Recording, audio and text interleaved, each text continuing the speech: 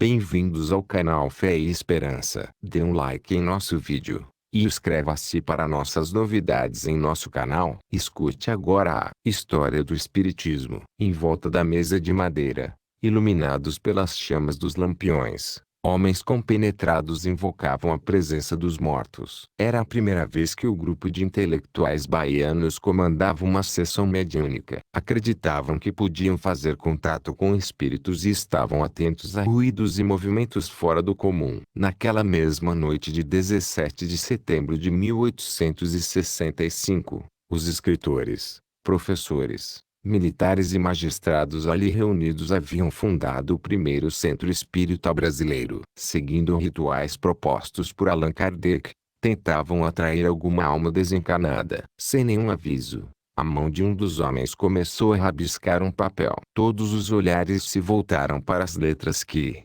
uma a uma, surgiam na folha, agrupadas em palavras que comoveram os presentes antes mesmo de serem conhecidas. Quando a mão finalmente parou de escrever, a mensagem psicografada anunciava que um espírito chamado Anjo de Deus estava entre eles. O episódio ocorrido em Salvador é considerado o marco inicial do espiritismo no Brasil. A ideia de que é possível falar com os mortos, no entanto, não era estranha em um país onde crenças africanas e indígenas sempre figuraram em meio ao catolicismo oficial e dominante. O caldeirão cultural brasileiro é só um dos fatores que explicam a acolhida que o espiritismo teve no país a partir da metade do século XIX, quando a doutrina de Kardec chegou da França com explicações para casos extraordinários e assustadores que agitavam o mundo. Um desses acontecimentos se passou em 1848. Em uma casa de madeira no vilarejo de Edensville, no estado americano de Nova York. O casal Fox já tinha ouvido batidas e ruídos vindos das paredes da residência onde viviam com as filhas Margaret e Katy, de 14 e 11 anos. Um dia as pancadas ficaram fortes. Camas começaram a tremer e objetos começaram a sair do lugar. Os Fox estavam aterrorizados. Foi quando a menina mais nova estalou os dedos e ouviu batidas na parede como resposta. Ela repetiu o gesto com os dedos, dessa vez sem som de estalos, e percebeu novamente as batidas, o que significava que era observada. Em poucas horas, na presença de dezenas de testemunhas, a conversa foi aprimorada. Perguntas eram feitas em voz alta. Respostas de sim e não chegavam com toques combinados. Descobriram que o visitante batedor era um homem morto e enterrado na casa. As notícias sobre a conversa com o espírito correram o mundo, e as irmãs Fox ganharam fama apresentando em público seus poderes mediúnicos. Anos mais tarde, elas disseram que tudo havia sido armado. Depois, voltaram atrás e falaram que tinham negado a história em troca de dinheiro. O escritor Arthur Conan Doyle era um dos interessados nas irmãs Fox. Ao longo de 40 anos, o inglês estudou diversos casos de manifestações de espíritos a ponto de publicar mais tarde, em 1926, o clássico A História do Espiritualismo, em que relata alguns episódios e afirma que uma invasão organizada de seres de outros planos estava em andamento. Com o interesse de figuras famosas, como o criador das histórias de Sherlock Holmes, em espaço de poucos anos, surgiram centenas de figuras alegando poderes que a ciência não sabia explicar. Diziam contar com a ajuda de espíritos para prever o futuro, saber do passado, transmitir pensamentos, curar doenças e até levitar. Eles e seus seguidores não tinham dúvidas. Estava em curso uma ação dos espíritos para despertar curiosidade e fazer contato com os vivos. Uma moda espírita. Em 1850, o fenômeno das mesas girantes divertia nobres e burgueses em salões da alta sociedade europeia, sobretudo em Paris. Ao redor de uma mesa, os participantes da brincadeira apoiavam as mãos espalmadas no tampo e, unidos pelas pontas dos dedos, viam o móvel se movimentar sem uma explicação física aparente, geralmente girando. O que se dizia era que o poder de concentração do grupo fazia a mesa se mexer. Estudiosos logo se interessaram. Parte deles suspeitou de truques. Outros associaram os giros a magnetismo ou ação involuntária e inconsciente dos envolvidos. Em 1855, O pedagogo Hippolyte Léon Denisard Rivail, professor e autor de livros educacionais, ouviu de um amigo dono de restaurante que o movimento das mesas tinha participação dos mortos. O amigo disse ainda que as mesas eram inteligentes e batiam no chão em resposta a perguntas. Curioso, embora incrédulo, Rivail aceitou o convite para ver uma das sessões. Às 8 horas da noite de uma terça-feira de maio, Rivail chegou ao número 18 da Rua Grange Batelieri, em Paris. Entrou na casa de uma senhora chamada Plaine Maison e ficou aturdido com as experiências que para sempre mudariam a sua vida. Diante de seus olhos, como ele mesmo escreveria anos mais tarde, mesas pulavam e corriam pelo cômodo da mansão, em movimentos que não deixavam nenhuma dúvida de que estava frente a forças ocultas. Na mesma noite, viu ainda uma tentativa de escrita mediúnica e teve a certeza de que espíritos queriam se comunicar. Deixou a casa decidido a voltar e investigar a fundo os fatos absurdos, que ainda não conseguia compreender. Os meses seguintes transformariam definitivamente a vida do professor. Ele presenciou muitas outras vezes os fenômenos tanto na casa da senhora Plaine Maison como em outros lares de Paris. Na mansão da família Bodin, passou a contar com a ajuda de duas médiuns adolescentes, que psicografavam mensagens enviadas pelos espíritos. Rivail perguntava em voz alta o que gostaria de saber sobre o mundo dos mortos e recebia as respostas em psicografias. Contou com a ajuda de outros médiuns para revisar as informações. As supostas revelações sobre o que eram, de onde vinham e para onde iam os espíritos foram reunidos na forma de uma nova doutrina,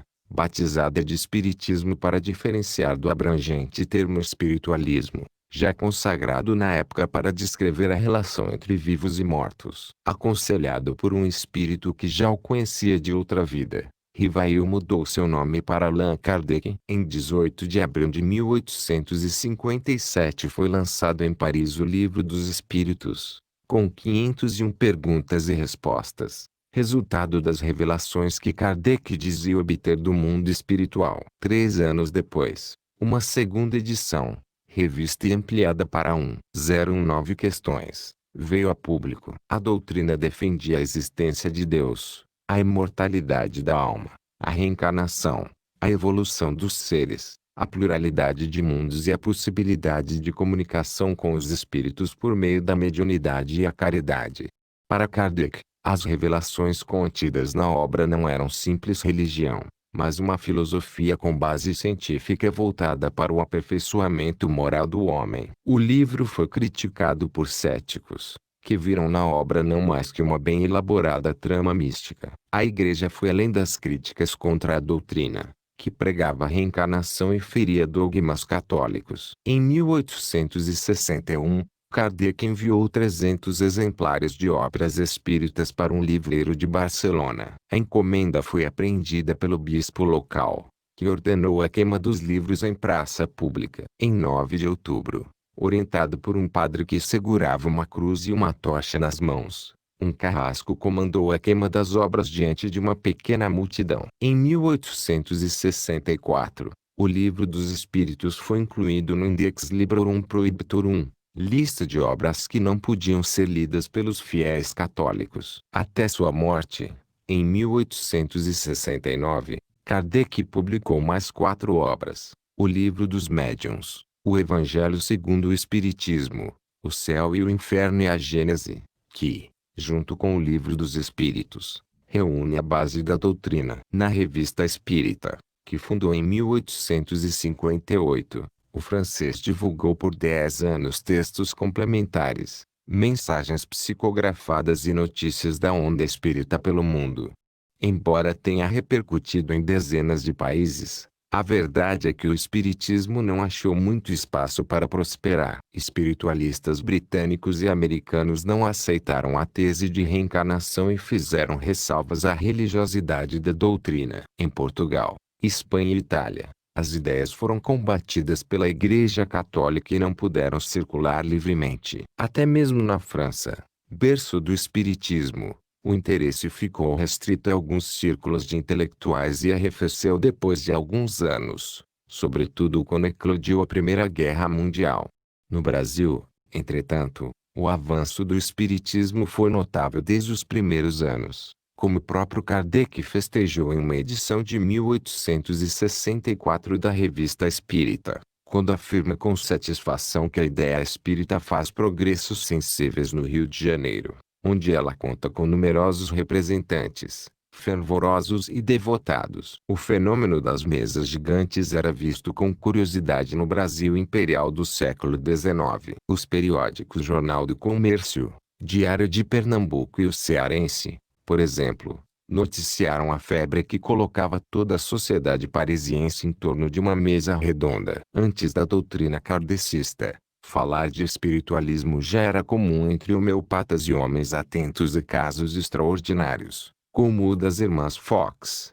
Com a publicação de O Livro dos Espíritos, o tema despertou interesse em muito mais gente. A pequena redação do Corriere do Brasil, por exemplo, era o principal ponto de encontro no Rio de Janeiro de franceses exilados e opositores do regime de Napoleão III, bem como de brasileiros atentos às teorias políticas e filosóficas que agitavam a Europa. A elite carioca dos anos 1850 tinha os olhos voltados para Paris. Quando a doutrina de Kardec veio a público, foi bem recebida pelos leitores do jornal impresso em francês e apreciado por prestigiados cidadãos da corte de Dom Pedro II. Além de fascinantes, as revelações dos espíritos estavam livres do conservadorismo católico e alinhadas com ideias modernas. O espiritismo logo virou uma opção mística estimulante para intelectuais que desprezavam o controle moral exercido pela Igreja. Com o apoio de figuras respeitadas da sociedade brasileira,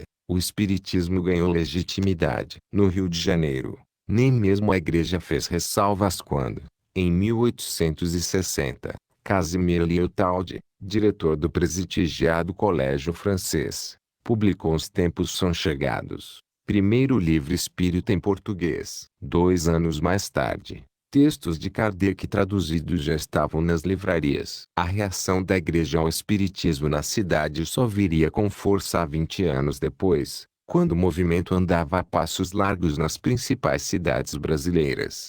Em Salvador, o Conservatório Dramático da Bahia, fundado por Luiz Olímpio Teles de Menezes em 1857, era espaço de debate da intelectualidade baiana. Lá, as ideias espíritas também causaram impacto. Alguns homens cultos desse grupo estavam ao redor da mesa 8 anos mais tarde, na primeira sessão espírita do país, quando a entidade Anjo de Deus anunciava sua presença.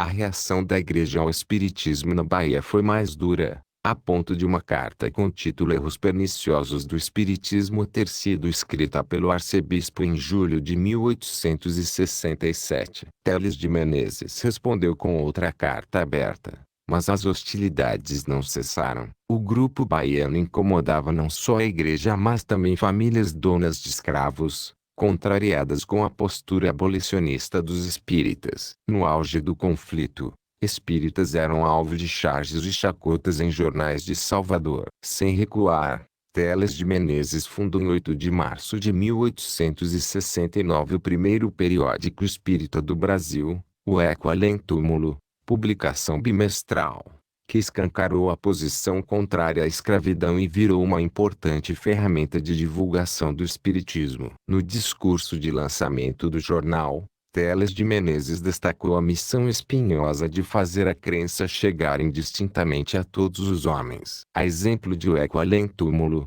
muitos outros jornais e revistas espíritas foram lançados. Eram os principais canais de divulgação do espiritismo e, vendidos em bancas populares, fizeram com que a novidade chegasse a todos os lugares. Em 1875, surgiu no Rio de Janeiro a Revista Espírita. Naquele ano, o jornal O Espírita era criado no Rio Grande do Norte. Em 1881, a Sociedade Acadêmica Deus Cristo e Caridade fundou a sua própria revista na capital fluminense. Até a virada do século, não menos do que 50 publicações tinham aparecido nas bancas. Foi também no Rio de Janeiro que o português Augusto Elias da Silva fez espaço em seu ateliê fotográfico para montar uma pequena redação. Incentivado pela mulher, usou dinheiro do próprio salário para lançar em 21 de janeiro de 1883 o jornal O Reformador, veículo espírita mais antigo ainda em circulação no país. As publicações também eram importantes para rebater as críticas que a Igreja começava a fazer com maior ênfase. O bispo do Rio de Janeiro, Dom Pedro Maria de Lacerda, publicou em 1881 um texto em que chamava os espíritas de possessos, dementes e alucinados. No ano seguinte, subiu o tom dos ataques e disse que era preciso odiar espíritas por dever de consciência. Naqueles tempos, os grupos espíritas precisavam disfarçar o lado religioso e dizer que a doutrina era de estudos científicos para evitar a perseguição. Os grupos proliferavam, mas seguiam caminhos próprios. Era preciso unir forças para o movimento continuar. Um dos primeiros a perceber isso foi o próprio fotógrafo Augusto Elias da Silva, que convocou algumas lideranças para um encontro em sua casa. Ele defendeu a criação de uma nova e ampla federação, que integrasse todos os grupos espíritas existentes. Com o apoio dos convidados,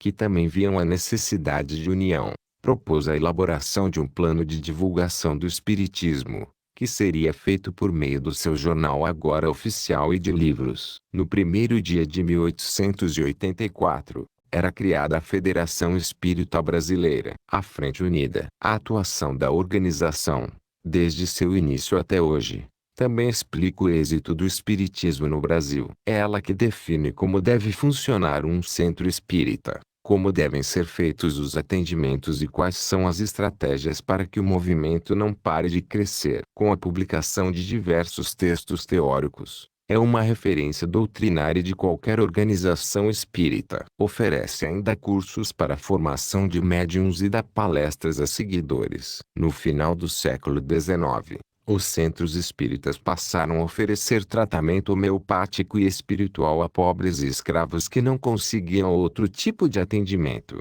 Mesmo com a elite espírita voltada para o estudo e a defesa da doutrina, os seguidores não deixaram de aprofundar o trabalho social, virtude que Kardec apontava como fundamental para a evolução da alma e que a população ligava a pessoas de bom coração. Para quem tem um filho doente, afinal, pouco importa se a ajuda é parte de católicos, espíritas ou ateus. Foi a dinâmica de funcionamento dos centros a principal responsável pelo espiritismo ter atingido as classes populares. Famílias pobres passaram a confiar nos espíritas, a quem pediam apoio de quem recebiam remédios naturais, passes espirituais, roupa, comida e conforto. A popularidade do espiritismo vem dessa ação de caridade da elite em relação aos necessitados. As pessoas procuravam o espiritismo em busca de tratamento, afirma Bernardo Leugoi, professor da pós-graduação em antropologia da Universidade Federal do Rio Grande do Sul UFRGS, e pesquisador do CNPq. Também encontravam refúgio nos centros espíritas pessoas tratadas como loucas, que viam na ideia de mediunidade uma possível explicação para supostas visões e vozes. Com palestras, cursos e leituras, eram incentivadas a acreditar que podiam encarnar espíritos. O espiritismo brasileiro se afastava do elitismo europeu, berço da doutrina, e abria espaço para a entrada de pessoas simples. Apesar de festejada, a criação da Federação Espírita Brasileira não conseguia superar uma divisão que parecia definitiva. Os trabalhos de caridade eram incentivados com base na faceta mais religiosa das ideias de Kardec, o que incluía passe e sessões de contato com os mortos. Muitos espíritas, no entanto, estavam mais interessados nos aspectos científicos do trabalho de Kardec e defendiam a ênfase do espiritismo na pesquisa do sobrenatural. Além disso, havia divergências sobre a validade de outros autores, como Jean-Baptiste Rostaing, cuja obra continha trechos conflitantes com partes de O Livro dos Espíritos. O responsável por acalmar os ânimos e unir os espíritas em um movimento mais coeso foi Bezerra de Menezes, o médico dos pobres, que aderiu ao espiritismo em 1886. Em cerimônia pública que atraiu quase 2.000 pessoas, o médico, com 30 anos de vida política, tinha perdido a mulher e 2 filhos. Sem apego material, Passou a atender os necessitados sem cobrar pelo serviço e logo estava ele mesmo pobre. Era uma figura carismática e agregadora. Um homem de moral elevado, visto como a melhor opção para assumir a presidência da Federação Espírita, o que fez em 1889. No auge da disputa entre místicos e científicos, Bezerra encontrou um movimento problemático. Nos centros que visitava, encontrava diretores ignorantes e ríspidos. Muitos distorciam a doutrina e praticavam um espiritismo fanático e nocivo. Eram pessoas bem intencionadas, mas que não conheciam bem a obra de Kardec. Foi um processo lento até acabar com opiniões pessoais e realizar seriamente os trabalhos de mediunidade, diz Antônio César Perry de Carvalho, atual presidente da Federação Espírita Brasileira. Bezerra de Menezes batalhou para acabar com as divergências. Estudioso do kardecismo, publicou traduções e escreveu inúmeros textos e livros, sempre enfatizando que a ajuda aos pobres e os necessitados era o maior dever espírita. A dedicação fez com que fosse chamado de Kardec brasileiro. Superou as disputas internas e definiu que o espiritismo no Brasil seria uma doutrina religiosa dedicada a causas sociais. Orientação válida até hoje. A principal batalha de Bezerra de Menezes, entretanto, começou com o fim do Império, quando a religião católica era oficial. Depois de passar para a República, em 1889, o Brasil se tornaria um Estado laico. A nova Constituição, em 1891, viria a garantir liberdade de culto, mas o Código Penal aprovado antes dela, em 1890, criminalizou a prática do espiritismo, incluído em artigo que condenava rituais de magia e cartomancia. Homeopatia, cura magnética e qualquer tipo de curandeirismo também estavam proibidos, o que impedia a atuação dos médiuns. Vários espíritas foram presos. A habilidade política de Bezerra triunfou quando ele enviou um ofício ao então presidente da República, Deodoro da Fonseca, em 1890. O médico pediu o fim das perseguições em respeito aos direitos e liberdades dos espíritas. Argumentou que não havia charlatanismo em centros espíritas, já que eles não tinham fins lucrativos. Por fim, destacou o atendimento que os espíritas prestavam a quem não tinha acesso a médicos e hospitais. O Código Penal não foi alterado, mas o apelo de Bezerra fez com que as perseguições rareassem, permitindo que médiuns e receitistas voltassem a trabalhar. Assim, os principais críticos do espiritismo se tornaram os psiquiatras, que, na virada do século XX, viam na doutrina em expansão uma herança de crenças africanas e classificavam o culto como uma doença contagiosa, capaz de levar adeptos à loucura. Misturar espiritismo com ritos africanos e nativos fazia sentido para quem não conhecia a doutrina a fundo. De fato, contatos mediúnicos com espíritos eram comuns em curas e outros rituais dos indígenas e dos escravos, mas terminavam aí as semelhanças das religiões nativas e africanas com a palavra de Kardec. Se havia outro ponto em comum, era o timing. Ao mesmo tempo que o espiritismo saía da elite para penetrar nas classes populares, o espiritualismo das senzalas se viu livre para circular pelas cidades a partir do fim da escravidão, em 1888. Uma coincidência propícia para uma fusão. Os dissidentes. Em 1908, Zélio Fernandino de Moraes teve uma súbita paralisia dias antes de prestar exames para a escola naval. A família buscou ajuda médica, mas o tratamento não teve efeito. O garoto, de 17 anos, passou então a ter visões e falar palavras desconexas. Outros médicos avaliaram o caso, mas não tinham um diagnóstico. Aconselhados por um vizinho, os pais levaram o jovem para um centro espírita em Niterói. Quando a sessão começou, Zélio incorporou o espírito de um caboclo, entidade que já era conhecida dos kardecistas, considerada alma atrasada e indesejada. Mandado embora, o espírito se embraveceu e disse que, no dia seguinte, voltaria a falar através de Zélio para dar início a uma nova religião.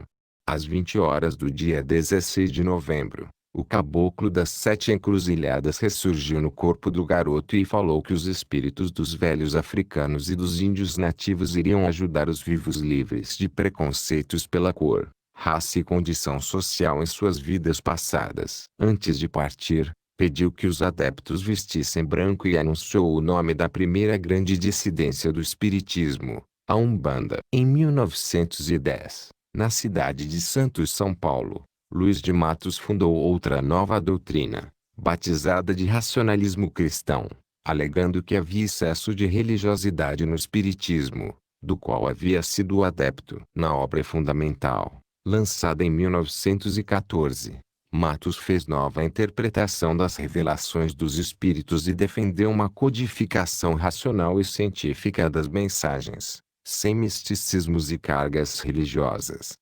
As religiões saídas do espiritismo não impediram que o movimento continuasse a crescer nos anos seguintes, marcado pela construção de hospitais, por programas no rádio e pelo reconhecimento do trabalho de grandes médiuns, entre eles Francisco de Paula Cândido, o Chico Xavier. Ao longo do século XX, o mineiro seria o principal personagem que ajudaria a consolidar o Brasil como o maior expoente mundial do espiritismo, atraindo milhões de adeptos para a doutrina.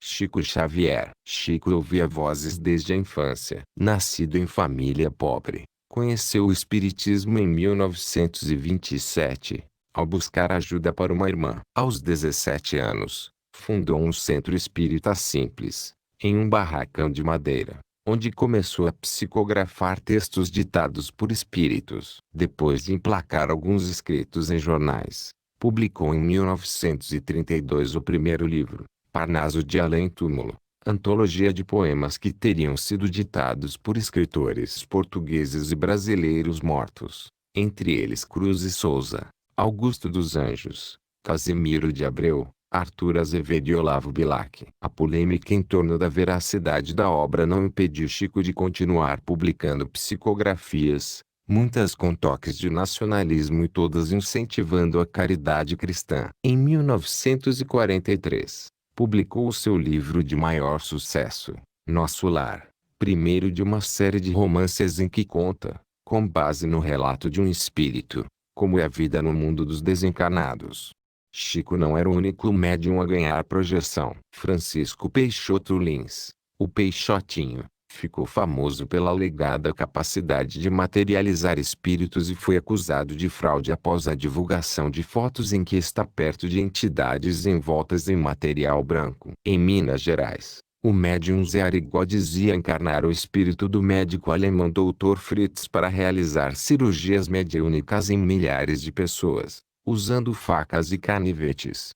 Mas Chico Xavier estava em outro patamar. Sua popularidade ajudou a consolidar uma tradição espírita genuinamente brasileira cujas origens, é claro, vinham desde Kardec e Bezerra de Menezes. Mas, nas suas palavras, o aspecto religioso da doutrina e o valor da caridade se tornaram a norma no Brasil, colocando em segundo plano a discussão científica, que tanto interessava aos intelectuais franceses e ingleses do século XIX, afirma o professor Bernardo Leogoi.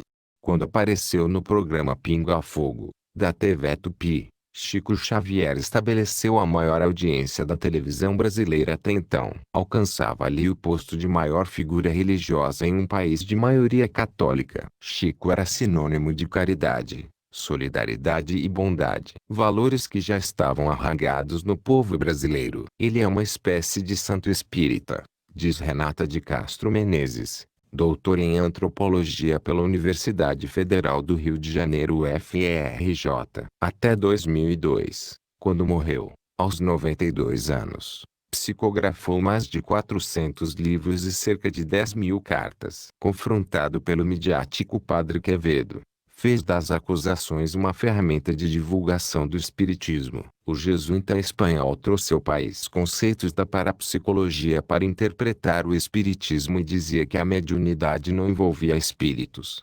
apenas criações do próprio médium. Quevedo desafiou Chico a falar a língua de espíritos estrangeiros, apontou inconsistências em obras psicografadas, viu farsa em fotos de espíritos e o chamou de louco. A mediunidade, de fato, Não tem explicação científica, mas pesquisas recentes mostram que o fenômeno não é sinônimo de doenças mentais, como a esquizofrenia, uma tese popular propagada pelos céticos.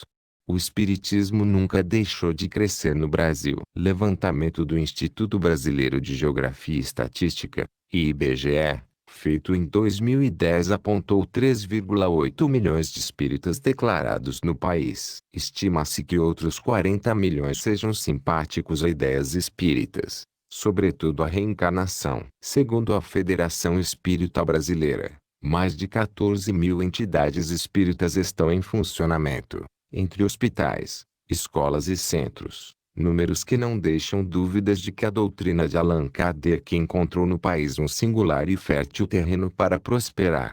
Gostou? Então nos siga, e aguarde novos vídeos.